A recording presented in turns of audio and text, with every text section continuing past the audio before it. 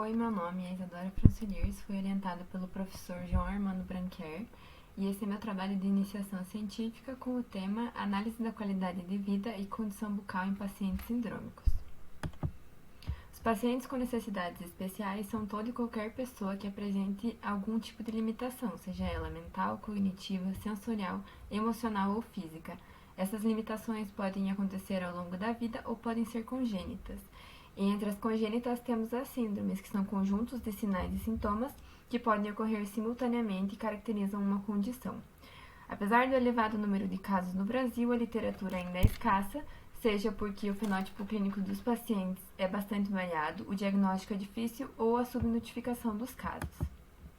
O objetivo desse trabalho foi investigar a condição de saúde geral e bucal dos pacientes sindrômicos atendidos na clínica da PUC-Paraná. Esse trabalho foi aprovado pelo Comitê de Ética em Pesquisa do CAIF e todos os pacientes assinaram o termo de consentimento livre e esclarecido.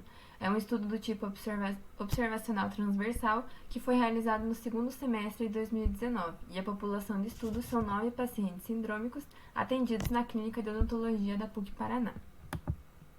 Primeiramente, foi analisada uma anamnese, onde foram realizadas perguntas sobre os pacientes, e em seguida foi realizado o exame clínico, e alguns parâmetros foram observados, como, por exemplo, a cárie, a fluorose dentária, a hipoplasia de esmalte, entre outros.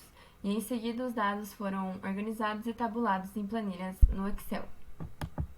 No estudo foram incluídos 9 pacientes atendidos durante o segundo semestre de 2019, sendo 7 pacientes do sexo masculino e 2 pacientes do sexo feminino, com idades que variavam entre 9 e 46 anos. As seguintes síndromes foram observadas: síndrome de Down, Jalili, Stevens-Johnson, artrogripose congênita, síndrome de Prader-Willi, cérebro costa-mandíbula, mucopolissacaridose e Ehlers-Danlos tipo 4.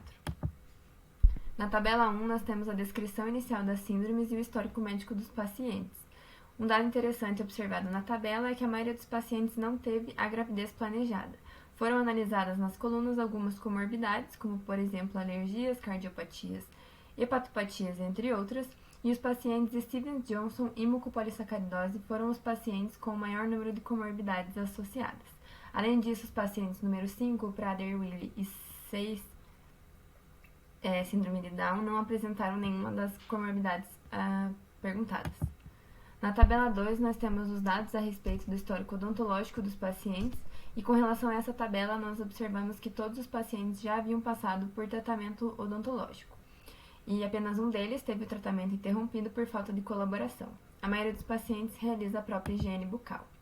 Na tabela 3, temos os dados a respeito do exame clínico e observamos que 4 pacientes apresentavam dentição mista e 5 a dentição permanente. O valor do índice CPAD foi bastante variado, que ficou entre 0 e 18.